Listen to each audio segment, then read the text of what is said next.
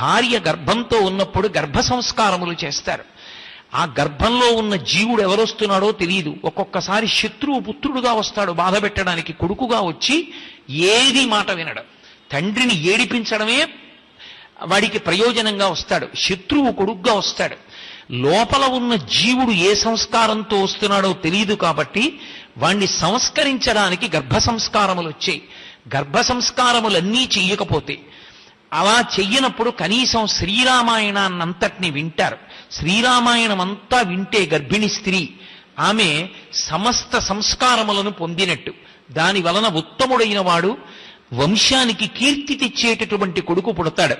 అథవా అది కూడా చేయకపోతే బాలకాండలో చెప్పినటువంటి షణ్ముఖోత్పత్తి, శ్రీమద్భాగవతంలో ఉన్నటువంటి దశమస్కంధంలోని కృష్ణలీలలు వినమన్నారు. అవి రెండూ విన్నా కూడా ఉత్తముడైనటువంటి కుమారుడు జన్మిస్తాడు అని.